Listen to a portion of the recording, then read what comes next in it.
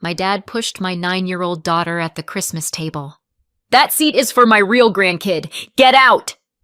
She hit the floor in front of the whole family, but everyone stayed silent. I didn't cry. I said 4 words. My mom dropped her wine glass.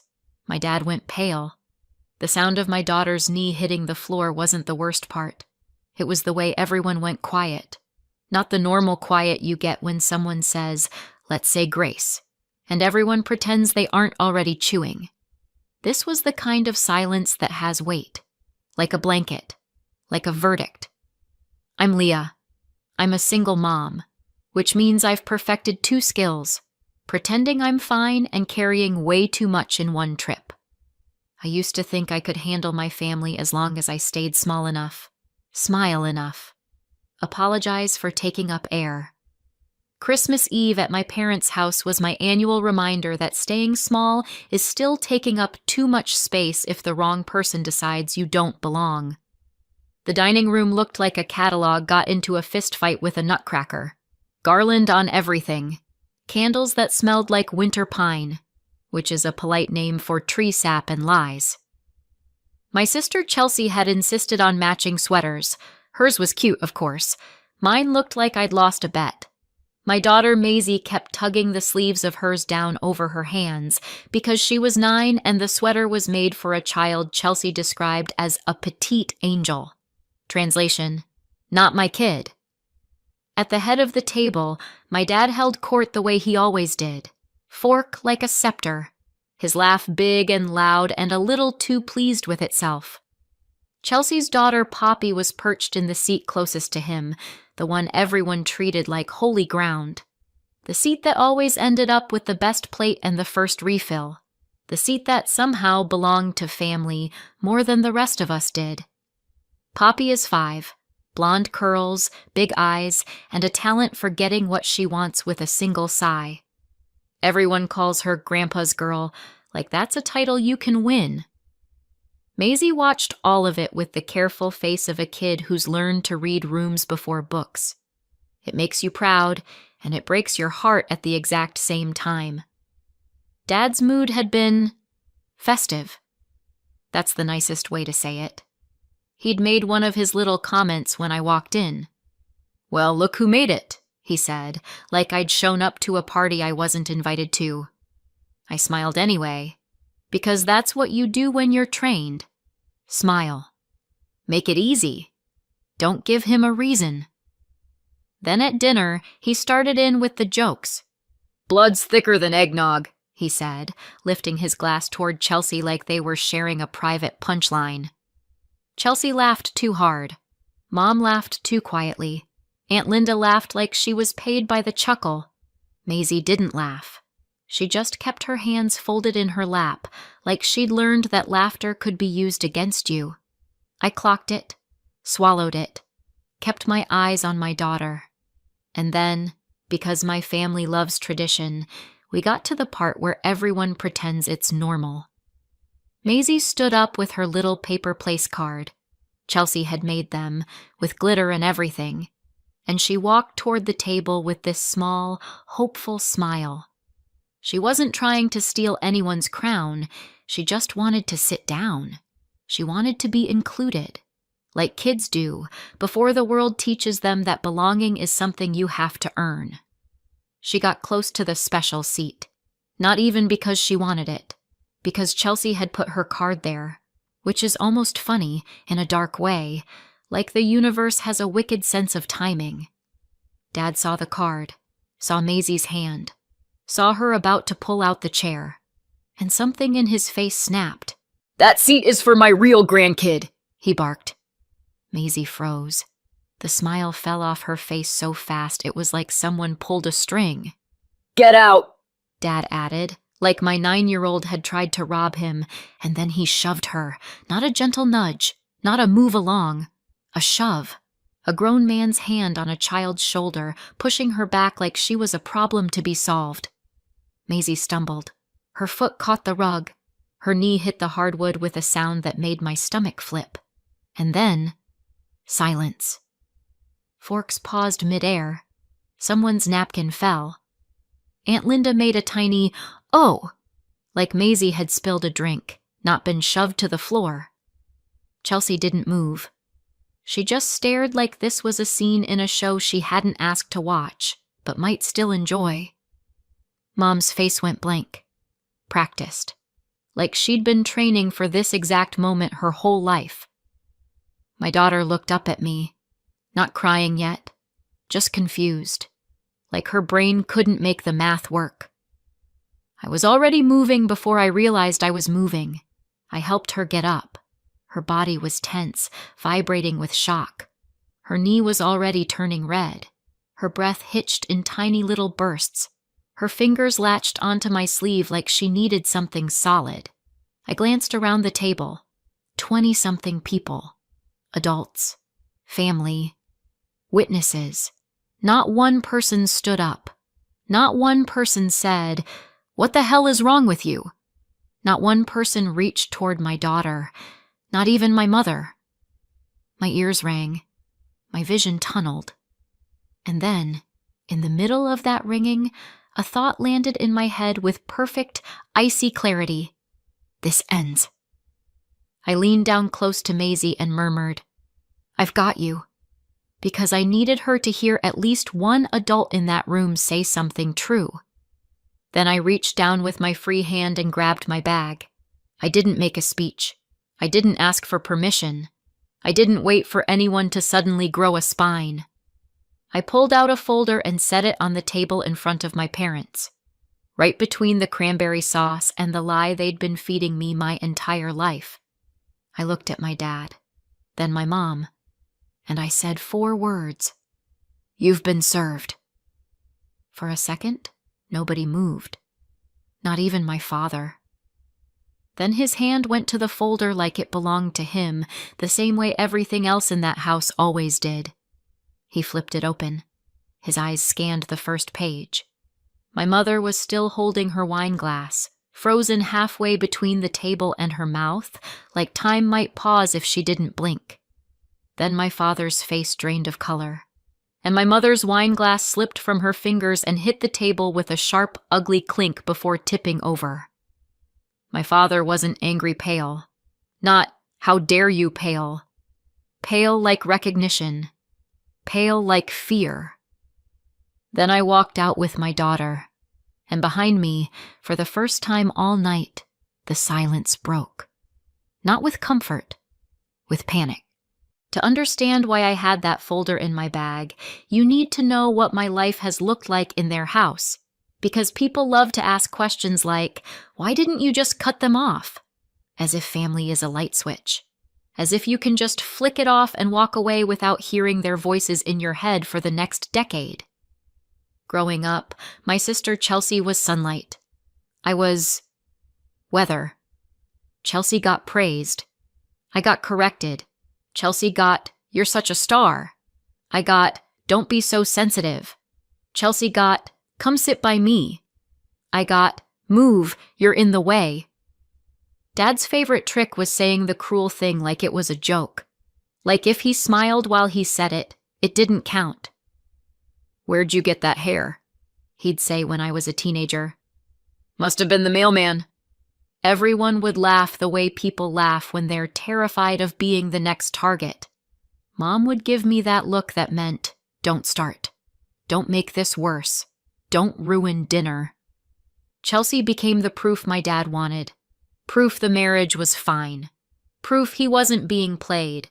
Proof he was the kind of man who could produce a real daughter.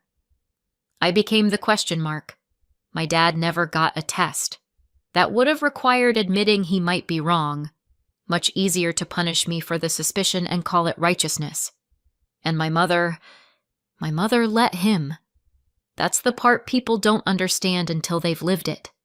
A father can be cruel because he's cruel. A mother has to decide over and over to watch it happen. My grandfather, Dad's father, was the only person on that side who made me feel like I belonged. He wasn't warm exactly. He was one of those old-school men who thought emotions were for people who didn't have work to do. But he'd pat my shoulder and say, "You're smart. Don't let anyone dull that." He'd slip me a card on my birthday with a crisp bill inside and tell Chelsea loudly to stop spending money like it was a hobby. When he died, the house shifted, not with grief, with ownership. Dad became in charge of everything: papers, accounts, decisions. I was told, very casually, that there wasn't anything set aside for me. That's the phrase Mom used, like she was talking about leftovers. There wasn't anything set aside, she said, eyes on the kitchen counter, voice flat, like she was reading from a script. I believed her, or I tried to, because the alternative was admitting that my parents could look at me and decide I was not worth honesty. And then, 2 weeks before Christmas, I babysat Poppy, the golden grandchild, the one who gets the seat, the first cookie, the special plate. Chelsea had texted me, "Can you watch Poppy for an hour? I have a work call." Work call. Sure. Chelsea works from home in the same way I do yoga when I stretch for the remote. I said yes because Poppy is 5 and she likes me in the way kids like adults who don't make them audition for affection. Also because I'm still infected with that old family disease. Maybe if I'm useful, they'll treat me better. Chelsea left. The house was quiet. Poppy played with dolls. I cleaned up wrapping paper because apparently my role in that family is helper, not person. Chelsea's laptop sat closed on the coffee table. Asleep. Innocent. Not my business. Poppy, however, saw it like a shiny forbidden toy. She flipped it open like she'd done it 100 times. The screen glowed. A password box popped up. And Poppy, tiny fingers, serious face, typed the password. Like it was her name. Like it was a game. I froze, because kids don't know passwords unless someone lets them. I walked over and said gently, "Hey, sweet pea, that's not a toy." I reached to close it. And that's when the laptop woke up fully. A PDF popped back onto the screen like the computer had been holding its breath, and right at the top, in bold letters, was my grandfather's name. I stopped breathing. I sat down. Not because I was being nosy, because my body understood something before my brain did.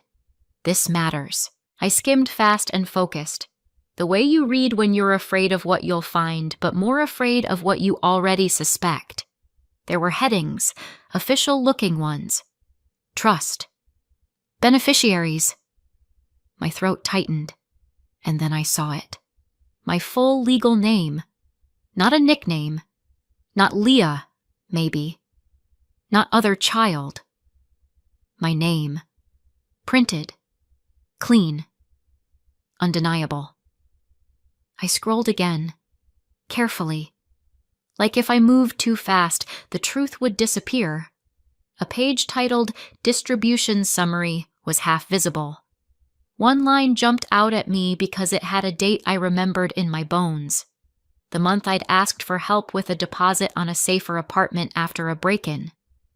The month Dad had laughed and said, "You should have made better choices." The month Mom had shrugged and said, "We can't."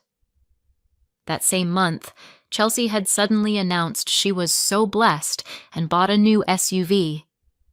I stared at that line until the numbers blurred. Then I did the only smart thing I've ever learned to do in that family. I took a photo. Just one. Clear. Trust name. My name. The part that mattered. I closed the laptop.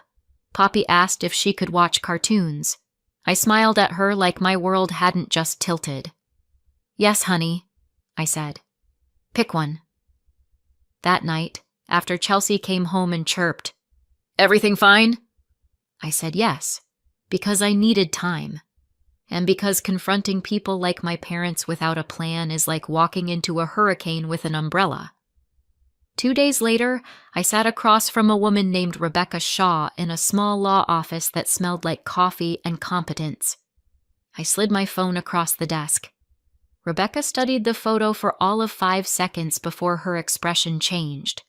Not shock, not confusion. Recognition. The kind of look you give when you've seen this pattern before. If your name is on it, she said, voice calm, trustees don't get to decide you don't count. I swallowed. Even if they think whatever they think, Rebecca cut in. Ink beats opinions. I didn't call my parents. I didn't ask Chelsea. I didn't clear the air. I let Rebecca do what she does, quietly. And when Rebecca handed me a folder a few days later, I didn't open it in the parking lot like a movie character. I sat in my car and stared at it like it was a bomb. Because it was. Not the explosive kind, the life-changing kind. For days, that folder lived in my bag. I took it out, put it back, took it out, put it back. I told myself, after the holidays, not at Christmas, not in front of everyone. Don't be dramatic. Don't ruin things. I told myself I could get through one more dinner. I told myself I could keep the peace. And then my father put his hands on my child, and waiting stopped being a choice. Maisie was quiet in the car. Not the normal quiet where she's plotting how to convince me that dessert counts as a food group. This was the kind of quiet that scares you as a parent because you can hear your child's little brain trying to build meaning around something that should never have happened. Her knee was starting to puff up. She sniffed hard, like she was trying not to cry, like crying would make her a problem. I hated them for that, for teaching her that. I kept my voice gentle. Hey, look at me. You didn't do anything wrong. She stared out the window. He doesn't like me. My throat tightened. That's about him, baby. Not you. Maisie's voice got smaller. Is it because I'm not real? There it was. The poison. Passed down like an heirloom. I pulled the car over for a second because I needed my hands steady. No, I said, and I made the word a wall. You are real. You belong with me. Always. She nodded like she wanted to believe me, like belief was a thing she had to earn. I drove the rest of the way home with my jaw clenched so hard my teeth hurt. Now, because I know some of you are already asking, what was in the folder? Here it is. The payoff. The thing I didn't explain at the table because my family doesn't deserve speeches. That folder wasn't a threat. It was legal service. It was a court petition to force a full accounting of my grandfather's trust. Every dollar in, every dollar out, every signature, every transfer. It asked the court to freeze further distributions until the truth was on paper where nobody could forget it. It asked to remove my parents as the people controlling it, because what I'd found wasn't confusion. It was diversion. It included exhibits, my name on the trust, the distribution lines that matched the sudden miracles in Chelsea's life, and the trust administrator information so nobody could pretend it was fake. And that cover page? That's why my father went pale. Because he recognized it. Because he knew exactly what he'd been doing. Because he knew I wasn't guessing. I was done. My phone started ringing before I even pulled into my driveway. Chelsea first, then Mom, then Dad. Over and over. Chelsea left a voicemail that was half rage, half panic. What did you do? Are you insane? You're ruining everything! Mom's voicemail was a sobbing whisper. Leah, please, please don't do this. Think about... As if I hadn't been thinking about my child's knee hitting hardwood. Dad's voicemail was cold. No yelling, no theatrics. Just this. You're not taking anything from this family. I didn't call back. I got Maisie settled on the couch in her leggings and an old hoodie, pressed an ice pack to her knee, and made cocoa with extra marshmallows because sometimes parenting is just knowing when to add sugar to pain. We watched a Christmas movie on the couch, Maisie tucked against my side like she was afraid the world might shove her again if she moved. My phone kept buzzing. Family group chat. Exploding. Aunt Linda. How could you do this on Christmas? A cousin I barely spoke to. I saw what happened. Are you okay? Chelsea. Posting pictures of Poppy sitting in the special seat with a caption like it was cute, like it was normal. And then the smear started. Chelsea posted on Facebook, "Some people will destroy a family for money."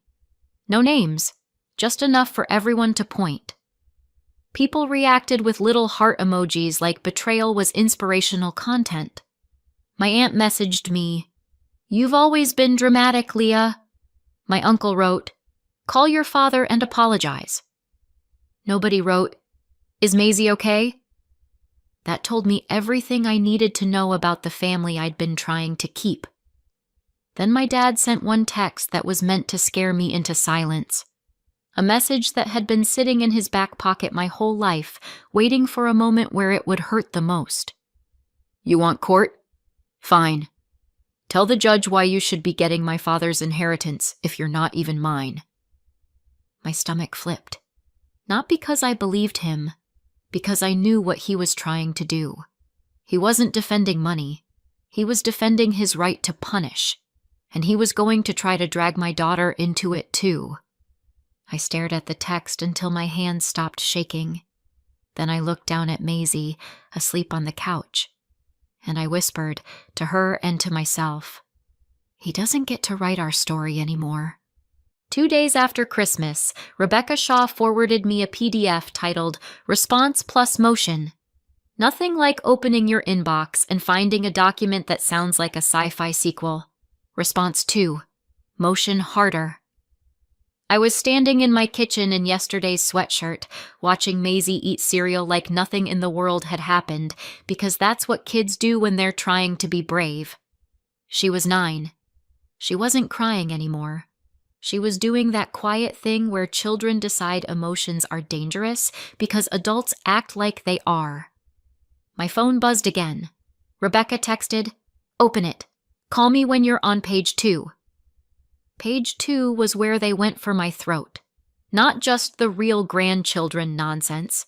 Though yes, that was there, bolded like a slogan on a billboard. They were asking the court to dismiss my petition and sanction me for bad faith and harassment. Sanction. Like I was a misbehaving dog. I could practically hear my father narrating, "See? Even the judge thinks you're dramatic." My stomach dropped so hard I had to lean on the counter. Rebecca called before I could. "Leah," she said, voice calm in that way people are calm when they've seen this movie and already know the ending. "They're going to try to make this about whether you're real family. Don't take the bait." My throat tightened. They're really doing this. "They're desperate," she said. "Desperate people throw sand." I swallowed. "If he says I'm not his, should we do a test?" There was a pause, just long enough for my shame to try to crawl up my neck. Then Rebecca said, "Not for court, not for them. Your name is on the trust. Trustees don't get to rewrite it based on suspicion." I stared at Maisie, who was carefully lining up her spoon and bowl like she could make the morning behave if she made the objects behave. "I don't know if I wanted the truth," I said quietly. Rebecca had me come in that afternoon. She slid a printout toward me. "Initial snapshot from the trust administrator," she said. I read the top line and my ears went hot. Trust principal at grandfather's death. $480,000. The next line made me blink. Intended split. 50% Leah and 50% Chelsea. I sat back hard in the chair. "My share," my voice cracked. I cleared my throat. "So, $240,000. Rebecca nodded once. Then she tapped the bottom line. "Current trust balance, $38,000. My brain refused to accept it for a full second, like it was waiting for someone to laugh and say, "Just kidding." "That can't be right," I whispered. Rebecca didn't flinch. "It's right. Now we show the court how it happened." She slid a page titled "Distributions Trustee Approved" across the desk. It wasn't the whole file, just the highlights. Enough to make me sick. Not enough to pin it on paper. Not yet. And then I saw where my life went. Not in a poetic way, in a line item way. We didn't go through every single transaction because nobody needs a 90-minute documentary about my parents' creativity with other people's money. Rebecca highlighted the big ones, the kind that tell a story even if you don't understand finance. Chelsea's down payment, a vehicle purchase, medical, education. The categories were almost insulting. Like if you label theft family support, it becomes wholesome. "They told me they couldn't help me," I said, and I heard myself the way you hear your own voice on a recording. Too calm, too controlled, like if I let the emotion out it would drown me. Rebecca didn't say I'm sorry. She didn't say that's awful. She didn't perform empathy. She handed me the reality like a weapon. "They took money earmarked for you," she said, "and spent it like a family slush fund." I looked down at my highlighted name on the trust paperwork. My name printed in clean black ink, like it had always been real, like it had always been there. And that's when my phone buzzed with a text from Aunt Linda. "Why are you doing this to your father?" I stared at it and actually laughed. A single sharp sound. "Because sure, Linda, I'm doing this. Not the people who moved hundreds of thousands of dollars like it was loose change." That week, Maisie asked me something while I was brushing her hair. "Do I have to say sorry?" The question landed like a punch. "Sorry for what?" She stared at her own reflection like she didn't want to see herself too clearly. "For making Grandpa mad." I set the brush down. "No," I said, and I made it firm enough to become a floor under her feet. "You don't apologize for someone else hurting you." Her shoulders eased like she'd been carrying that thought around in her backpack. That night, I made a decision I should have made years ago. No visits, no calls, no surprise drop-bys. Boundaries so hard you could trip over them. They stole my money. They don't get my daughter, too. The first hearing happened fast. Emergency, preservation, freeze.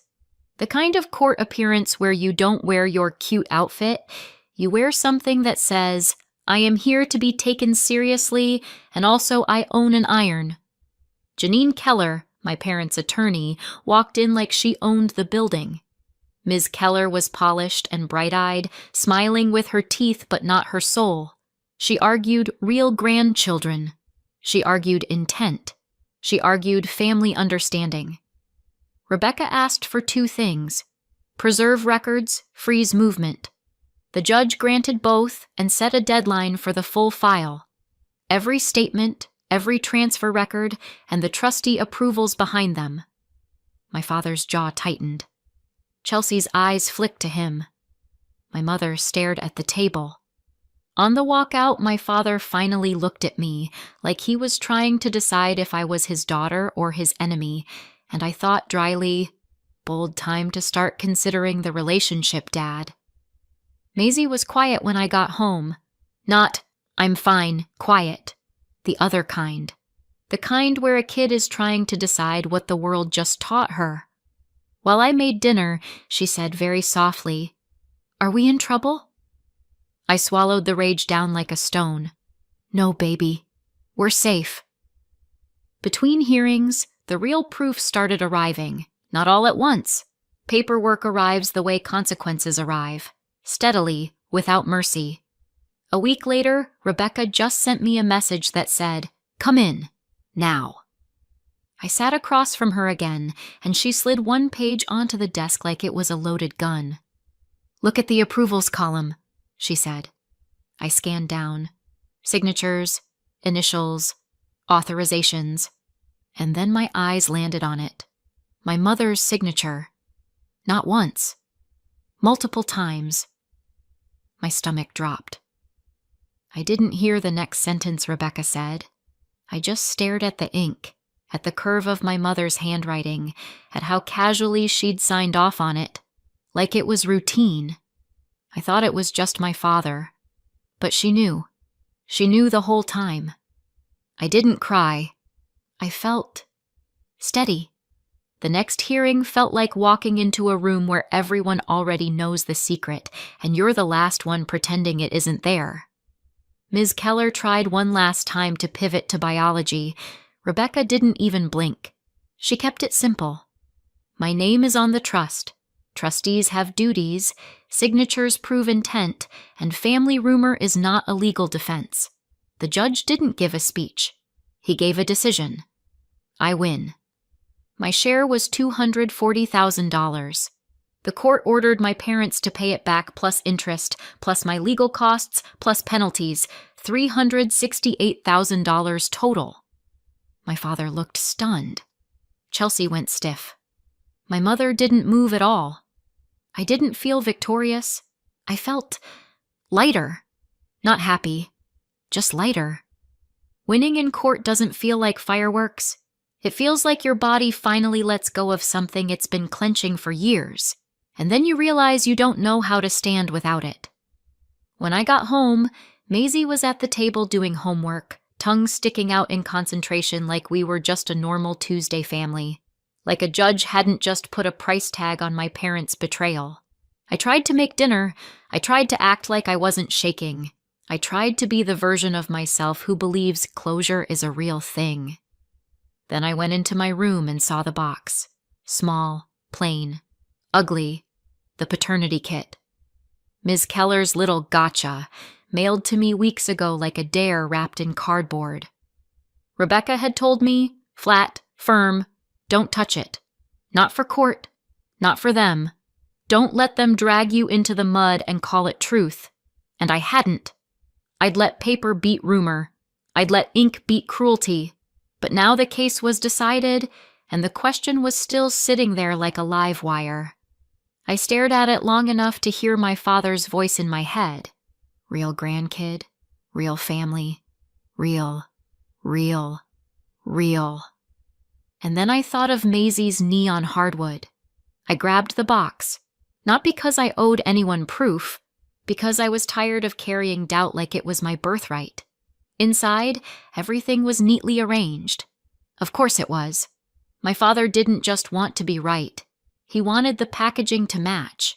His sample was already included. That part almost made me laugh. Not funny laugh. The other kind.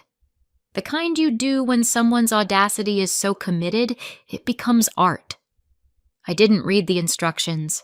I didn't light a candle. I didn't make it a moment. I swabbed, sealed, and shoved it back into the mail like I was returning something that never should have been sent. Then came the waiting. You'd think waiting would be calm after court. It wasn't. Every day I checked for updates like a compulsive habit. Every day I told myself it didn't matter. Every day it mattered anyway. Maisie kept processing in her own quiet way.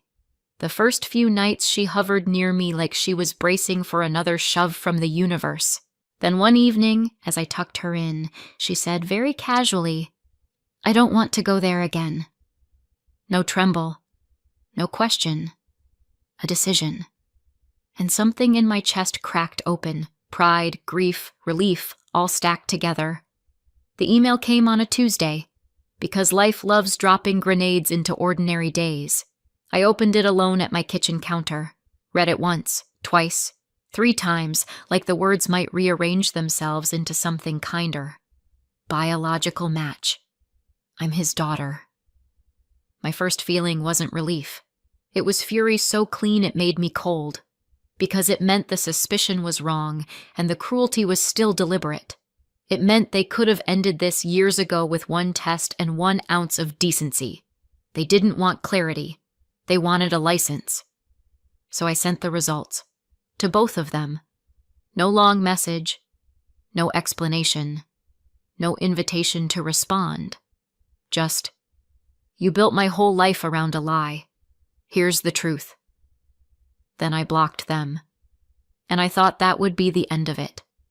It wasn't. A week later, my doorbell rang, and I looked through the peephole and saw my mother standing there alone, hands clasped like she was about to ask for forgiveness the way you ask for a favor. Maisie was at school. Thank God. I opened the door just enough to make it clear I was listening, not welcoming. My mother's eyes were swollen, not in a dramatic way, in a tired way, like she'd been crying at the mirror and losing. She didn't start with, "I'm sorry." She started with strategy. "Your father, he's been different," she said. "He asked about Maisie." I said nothing. "He wants to see her," she rushed on. "He wants to be a family. Now that we know. Like love is a subscription that activates when the lab confirms you qualify." Then she finally cracked, and the truth came out in the only way it ever comes out after years of silence. Messy and too late. "Before you were born," she said, voice shaking, "I slept with someone else. Just once. Your father found out, or he suspected. Honestly, I don't even remember which came first anymore.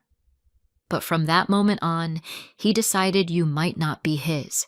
And I let him treat you like a question mark because I was guilty. I thought I deserved it. And somehow, you ended up paying for it instead. I thought I was doing what I had to do," she continued. "And now we can fix it. We can—" I waited until she finished. Then I said quietly, "No." Her face tightened like she didn't understand the language. So I made it plain. "It shouldn't have mattered," I told her. "You were my mother whether I was his or not, and you chose him anyway." She tried to speak. I didn't let her. "My father doesn't get Maisie now because a test says real," I said. "You don't get to come back because the story is comfortable again." I told her the only thing she was leaving with was the knowledge that she'd been wrong. Then I closed the door. That night, Maisie asked me, steady and small, "We're not going back, right?" I sat beside her on the couch, close enough that she didn't have to be brave alone. "No," I said. "We're not." And this time it wasn't a promise. It was a boundary. 4 months later, the money hit my account. All of it. They sold the house. The one they'd owned outright. The one my father used to call his legacy. Turns out legacy doesn't mean much when a judge orders restitution and interest and fees, and there's nowhere else to pull from. The sale covered it. Every dollar that was taken. Every dollar the court added on top. When the wire cleared, I didn't cry. I didn't celebrate. I paid off what I needed to, set up Maisie's future, and closed the door on the rest. They're broke now. Not, we need to budget broke. Downsized, borrowed, quiet broke. The kind of broke where relatives stop calling and excuses stop working. We're no contact. Not the dramatic kind. The peaceful kind. Maisie laughs more. She sleeps through the night. She doesn't ask about real anymore. She knows where she belongs. I don't flinch when my phone buzzes. I don't brace myself at holidays. Our life is smaller and somehow so much bigger. They lost their money. They lost their story. They lost control. And I got my life back. So what do you think? Did I go too far or not far enough? Let me know in the comments and subscribe for more.